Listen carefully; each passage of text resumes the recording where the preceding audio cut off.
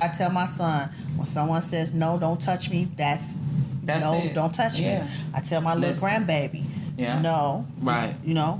If she says no, you tickling me too hard, you stop and no. Their voice is their power. You got to teach kids at a young age.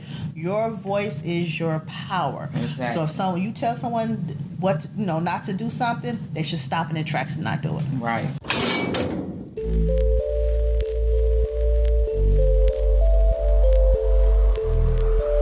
Hello, everybody. Thank you for tuning in for another edition of Meet the Shoe. I'm Danina. And I am Sade. And today we will be discussing the roundup of our podcast. We are 2.5 months in 2020, and boy, has it been horrible. I just want to go back to 2019 or 2018 because this 2020 has been bad. Yes, it has. With different, just a lot of news in the world, and it's just overwhelming where we have to gather a lot of information, and it's hard for us to get all this information, and get together as one, because I live another like an hour and a half away, so we've been doing it. We've been trying to upload every week, but we love you guys. Yes, we do, and we appreciate all the support that you give us. So please continue to listen and tune in. And any advice you have for us, any questions, any information, because we're not perfect.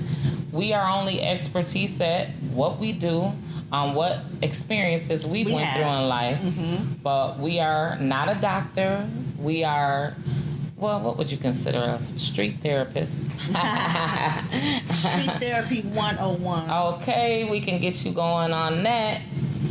Other than that, we can only educate you on our own life experiences. And to us, that's the best experience. Exactly. We're not book taught. We're street taught. We're definitely off the curb, honey. Everything that we know, we learned on our own.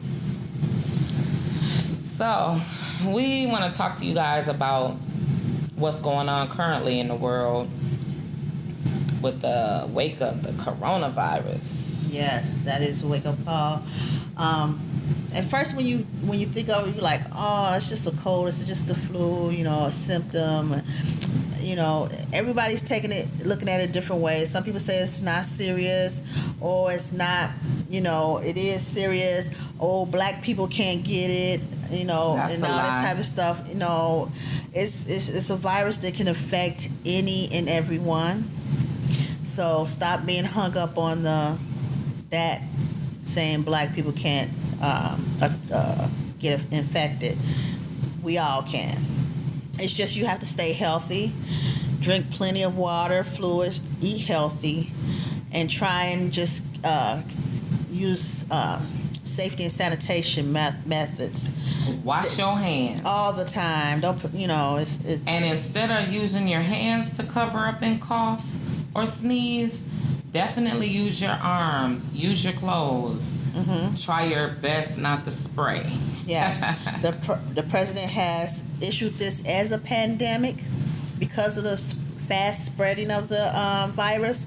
So you guys have to be careful, be mindful of others and yourself. And one thing that I'm very concerned about is our fellow or ex inmates that are in the correctional facility, state and federal level. Yes, please check on them.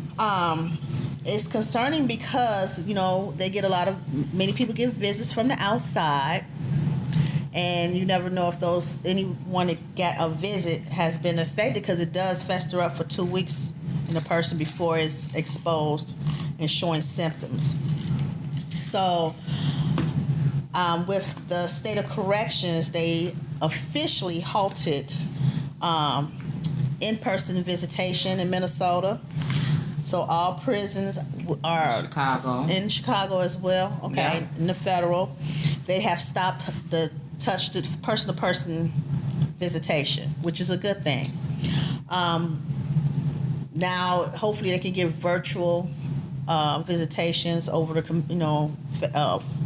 computer or something like that, because you do want your visits, you want to see your loved ones, but because all this stuff is happening, everyone should stay safe. And we also suggest that if you do have a loved one, family, friends, someone that's incarcerated, we would hope that you would continuously stay on the phone with them. Stay on the phone with them. Constantly send them letters. Encourage them. Keep them hopeful and prayerful while they're incarcerated, because they're going through probably worse than what we're going through. They're not able to get out and take care of themselves. They have to be taken care of. So keep them in your prayers and your thoughts. Now, one thing I do have an issue with is oh, you coughing? No, I'm just kidding. Look, in the prison system, everyone has to buy their own canteen. Mm-hmm. We don't have access to bleach, so they don't let you purchase bleach. Yeah, no bleach. So they have Simple Green. It's another form of bleach, but it isn't as strong. Right. But it's called Simple Green. It's Simple Green. It's a disinfectant. So. Mm-hmm. But then, what if someone got sick? The medical system in the prison I was in, it was not good. Right. In order to see medical, you will have to send a kite in, and snail mail is at its best in that place. Mm-hmm. So and where was this? In Shakopee Correctional Facility. Okay. So you send the kite. It might take them 2 or 3 days to get back to you, maybe a week. It depends on when you send that kite. But you can go to emergency medical, 6 in the morning, and 6 a.m. movement. Mm-hmm. So you sit and go wait on medical, but you have to have money on your books to be able to see medical. Mm-hmm. And which everyone don't have any money. So right. I will hope and pray that the facility would waive those co-pays for inmates that don't have the money, so they can get the proper care and fast treatment for them in the prison. Right. And yeah, it's not good, because if they get an outbreak in the prison, it's going to be mayhem. Right. And so, to switch gears a little bit, what are you all doing to keep yourself afloat, to keep yourself from being, active while everything else is being shut down? We would like to give you some suggestions on some of the things that you can do. You can catch up on reading. Mm-hmm. You can do a lot of research. You can rearrange your garage. You can rearrange your room. You can do a lot of crafts. Mm-hmm. You can build up a lot of supplies if you're a business owner. You can get a lot of things done while we're down in this world. Don't get into a depression where, you don't know what to do. Oh, I can't go anywhere, because this is a very good time for family bonding. Exactly. While we're being stuck in the house, while we are forced to not go to work. Don't go into a depression. Leave everything in prayer and have faith. That's what's going to make it. That's what's going to help you get through these trying times, because at the end of the day, if you go into a depression, you're no good. Mm-hmm.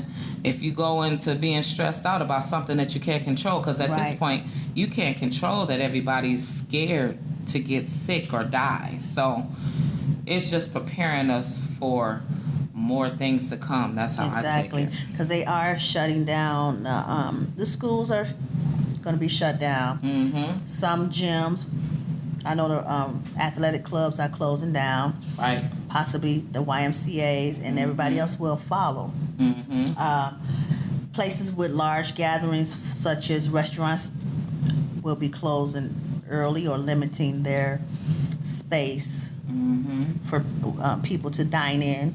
So I just recommend everyone try and just prepare their own meals at home if they can, just to stay safe. Eat at home. Don't eat out. Yeah, because you never know. Do you see that? I went into Chipotle, and they don't even have the spoons, knives, and the plasticware. They don't even have that out. You have to ask for it. Oh wow. Oh yeah, I'm glad. Yeah, that is. I'm glad because from watching all these things in the media, and you guys, sometimes the media can really be overwhelming. Some of it can just be, fake to make you scared. Yeah. You have to pick and choose what you believe and what you don't. The thing about it is, wash your hands, clean up behind yourself. When you're coming from outing, when you come into your house, wash your hands when you enter your home, and wipe down things that you may have touched on your way in the house that you couldn't control, grabbing onto the door to take your shoes off, things like that. Wipe that stuff off, and I think that you'll be fine. Of course, spray your house down in Lysol daily. Let a little air in. Let some of those bad, bacteria out. Let a little fresh air in. Outside of that, there's really not much you could do. No, because we still don't have, we still don't have a cure or a vaccine. No, we don't. They keep saying, "Oh, it's like a flu." Like, yeah, if you have a good system, I guess you really don't have to be worried about it. But what about the people that don't, that we love? So we just want to keep you hopeful. We just want you to stay in prayer and to take care of yourselves out there. Yes. Oh, rounding up back, before we let you go, we want to give you a recap on a couple of our last episodes dealt with sex trafficking and manipulation.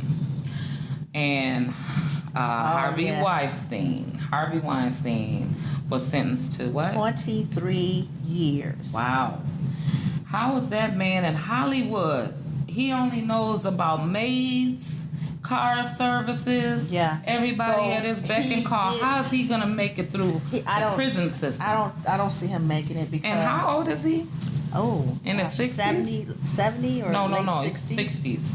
So just think, 23 years. Off of 23 years, how much time do you do off of 23 years? I'm not sure how the prison system is in New York. So he's in Rikers Island now. Right. No, he's in a hospital. Well, he's in a hospital, but he was admitted to. He's doing his stay, his initial stay, his intake in Rikers Island. So I'm not sure how much time they do there. Okay.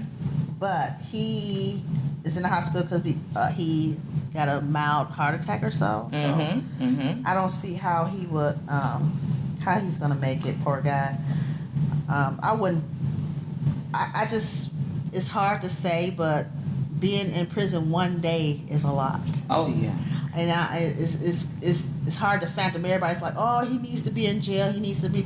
A lot of people could be taught a lesson in a year or 2 years or whatever, but I think 23 years was a lot of time. Yeah, it was a lot of time, but just think, those women that he's caused years of bad memory and trauma, the effect that has taken on these ladies to where they could, not deal with men. Right. Every man they thought was gonna rape them or, molest them, force them to manipulate them to do things that they didn't want to do just to get a part in a movie. Yeah. Just to get a job in the industry, and he's the one that controlled all that, but he took over and manipulated these women. Yeah, those women had a big victory. Yeah, I know they were extremely happy. But guess what? He's still facing more time in California. So. Oh yeah, he still has another case. I don't see him making it. I really don't. And then when you get flipped to the other side, you think about R. Kelly. Right. Oh my God, how much time you think he's gonna get? I don't know. I think with R. Kelly, the thing with R. Kelly is it's so confusing. It's confusing all of us because we don't understand why it took so long anyway. Well, with Harvey Weinstein, he just came in the wake of the Me Too movement. R. Kelly, he was married to Aaliyah. So it's been pushed under the rug. It's been okay. So for him, I'm waiting to see what's going to happen to him because I'm assuming it's going to be more than Harvey Weinstein. Yeah, I'm pretty sure. I'm pretty sure. Well. All that money didn't stop their ass from going to jail. Okay. Excuse my language. It didn't stop them from getting convicted. It didn't stop them from getting charged. So that should be a wake up for the next person, and not just men, and women as too. Well. Yeah. So that means having healthy boundaries. Exactly. And when someone tells you no means no. Stop and listen and take that no and keep on going. Yes. I mean, a lot of us, we end up getting drunk and want to have fun with somebody, and then we take them home, and in the midst of the fight, the little heat of the moment, we say no, and the guy keep on going. You know what I'm saying? And that's your problem. That's called gangstering you out your stuff. Yeah, but so men start paying attention. You up out of your, out of your private, out of your hot pocket, honey. And if I said no, that means no. Don't force yourself on me. Right. Like, period. So they have to be educated. That's why I tell my son, when someone says no, don't touch me, that's no, it. Don't touch me. I tell my little grandbaby, no. Right. If she says no, you tickling me too hard, you stop and no. Their voice is their power. You got to teach kids at a young age. Your voice is your power. Exactly. So if you tell someone what not to do something, they should stop in their tracks and not do it. Right. Well, thank you for tuning in. We hope to hear from you. We hope that you give us all the questions that you want us to talk about. Anything you want us to talk about, give us a shout. So if you want us to feature you in our podcast, please email us at meettheshoe2019@gmail.com. You have any questions, please shoot them to us, and we will try and recap them into our podcast. You can see it on all social media sites: YouTube, iHeart, Stitcher, Google Play, and Spotify. Thank you.